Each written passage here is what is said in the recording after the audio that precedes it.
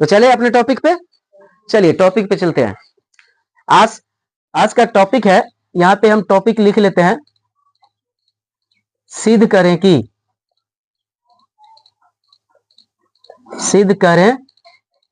कि समबाहु त्रिभुज का क्षेत्रफल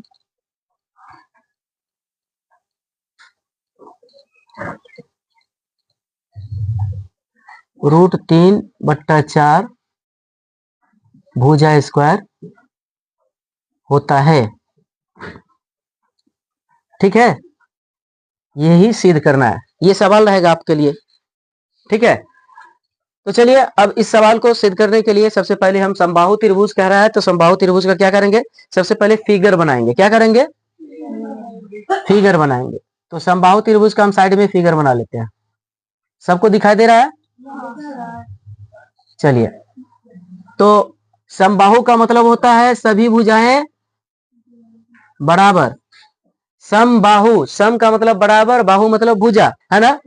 सभी भुजा बराबर हो जाए तो उसको बोलेंगे समबाहु। बराबर का चिन्ह देखिए, सभी भुजा, ये भुजा के बराबर है और ये भुजा के बराबर, यानी तीनों भुजा क्या है, बराबर है। बात समझ में आ गया। अब इस सभी भुजा का मान लेके ए बी है, बी सी है और ए सी है, सबको हम अगर सभी का मान अगर ए रख देते हैं, क्या रख देते हैं, ए रख देते हैं, तो देखिए क्या होगा। अगर सभी का मान ए रख देते हैं और हम ये जो है बिंदु ए जो दिख रहा है, इसका नाम क्या है, ये बिंदु ए क्या किस चीज को दर्शाता है,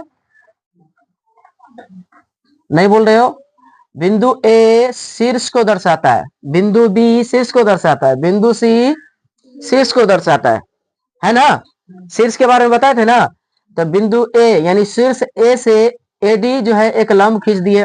ठीक है, इसको सिद्ध करने में ये सहायता करेगा।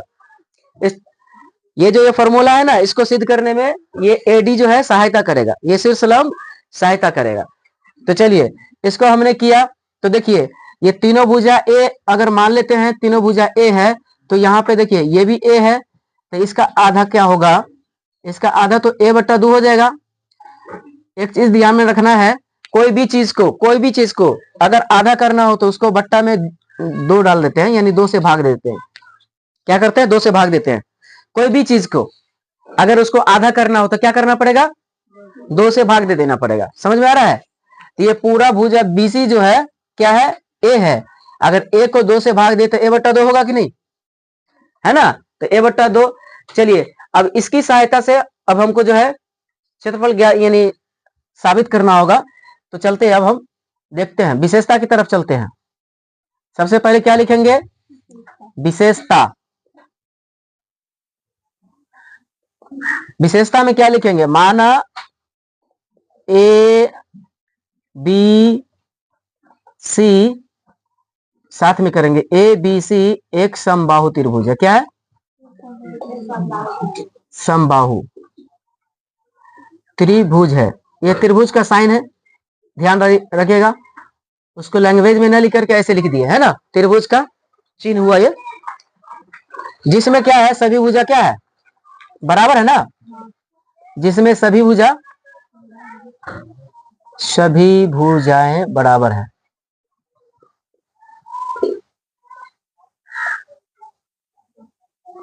ना। यहाँ पे सभी भुजा को क्या मान लिया है, अर्थात लिख देंगे। अर्थात यहाँ पे लिख सकते हैं, क्योंकि मान लिया है ना।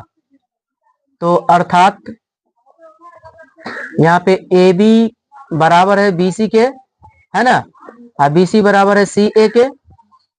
इस सब को क्या माने हैं, ए, सब बराबर है ए के। ठीक है, यहाँ पे सिद्ध क्या करना है, सिद्ध क्या करना है,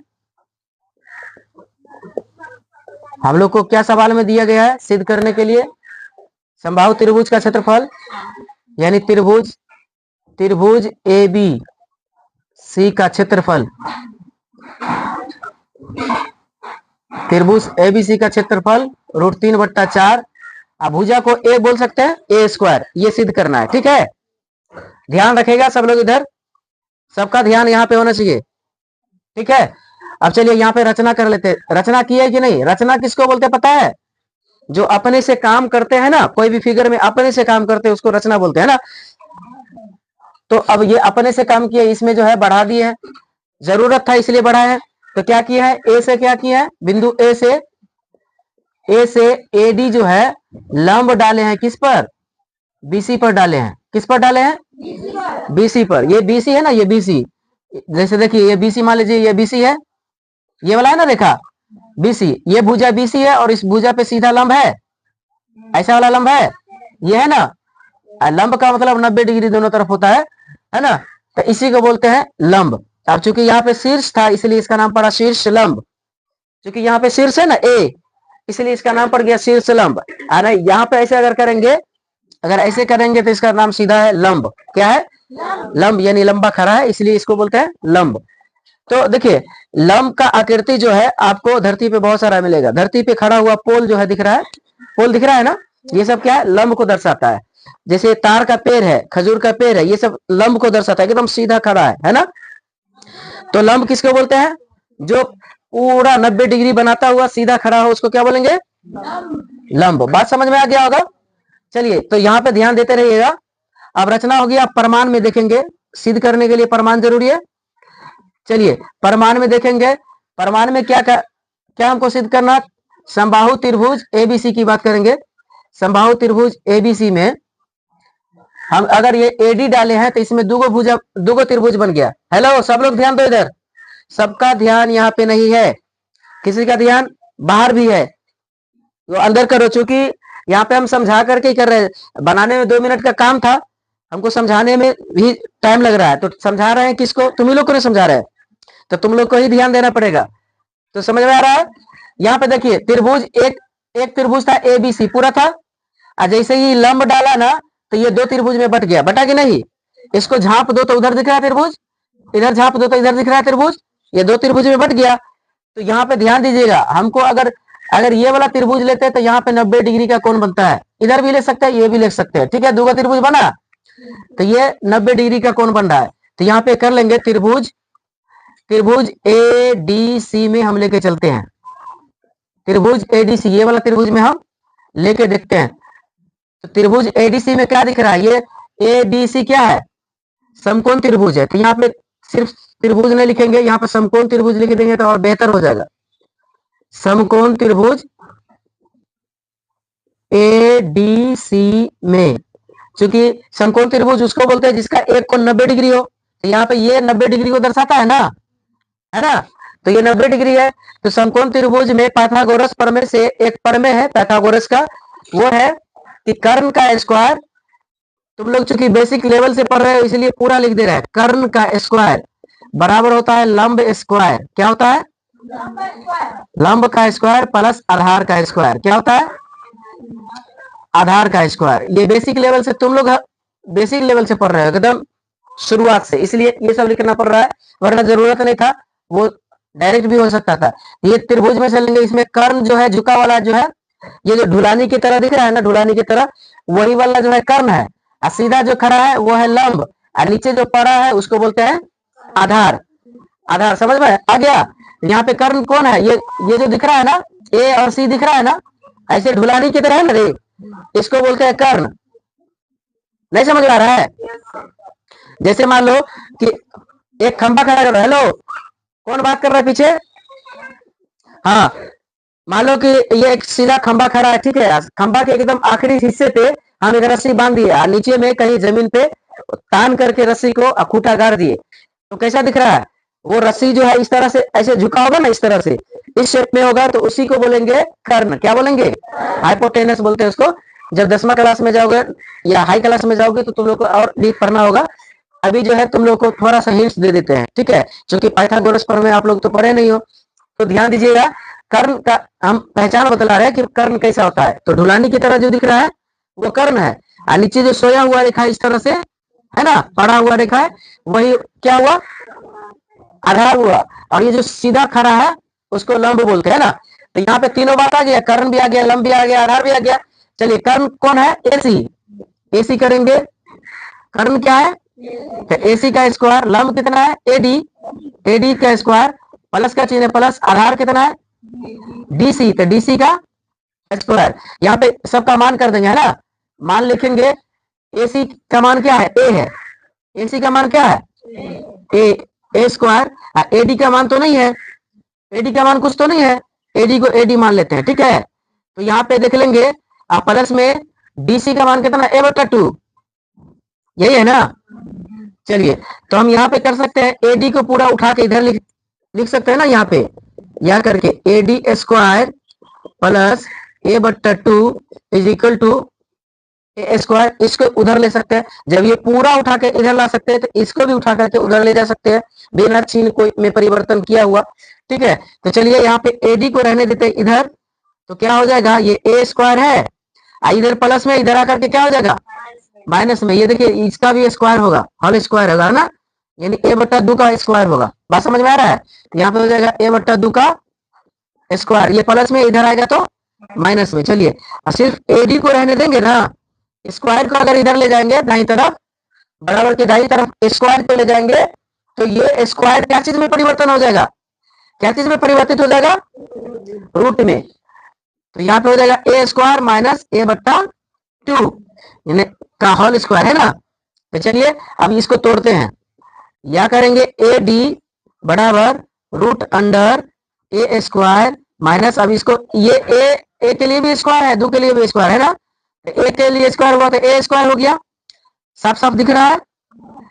और 2 दूना कितना हुआ 4, तो यहाँ कुछ नहीं, बटा के नीचे तो 1 डाल सकते हैं। तो यहाँ पे देखिए क्या हुआ, AD का मान क्या आया, AD का मान आया रूट अंडर, और यहाँ पे 1 और 4 का लसा लेंगे तो 4 ही ना होगा। तो यहाँ पे हो जाएगा 1 चौके 4, तो इसलिए 4A square minus A square. तो यहाँ पे हो जाएगा AD बराबर क्या हो जाएगा, √3 A स्क्वायर बट्टा 4 हुआ। तो चलिए 4 का वर्ग कितना होता है, 4 का वर्गमूल कितना होता है, 2 होता है।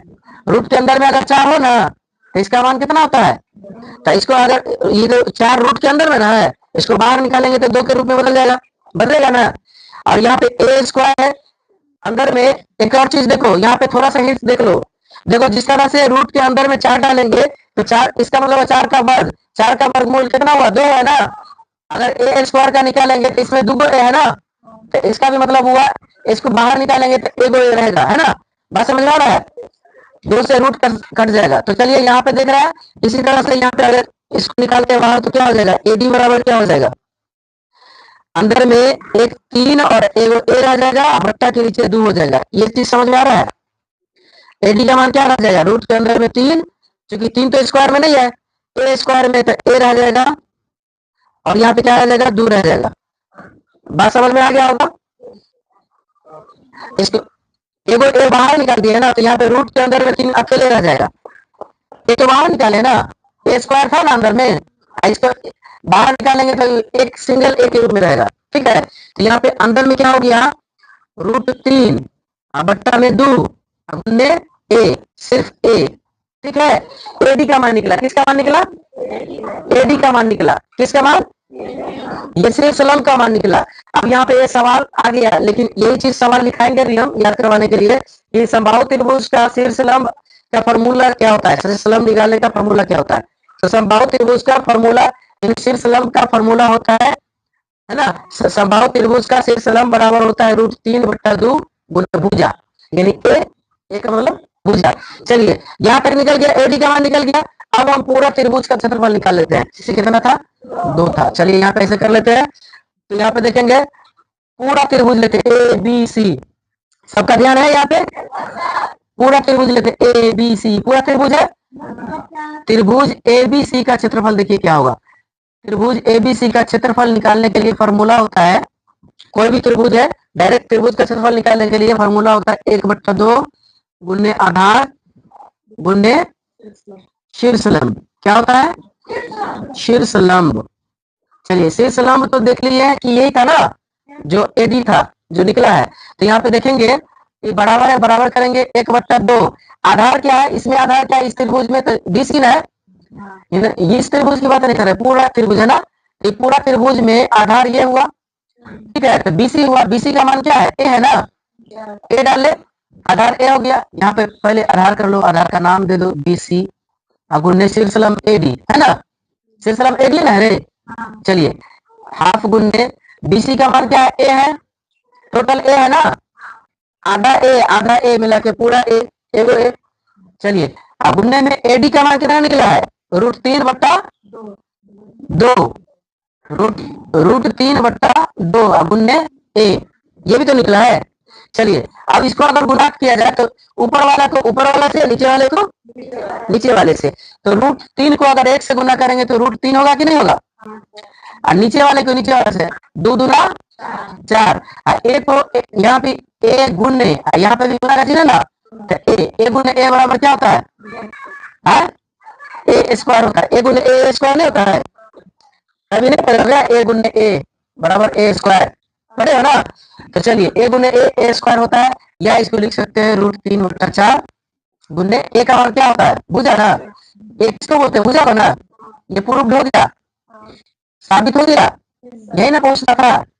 चलिए तो इसको आप भली भांति रुक जाइए, भली भांति उतारिए एकदम सही से, स्टेप बाय स्टेप, एक भी लाइन नहीं छूटना चाहिए, समझ आ रहा है। और इसको तैयारी करना है, आपको 1 सप्ताह का टाइम दे रहे हैं, इसको अंदाजे तैयारी करना है, घर पे जाकर के 2 बार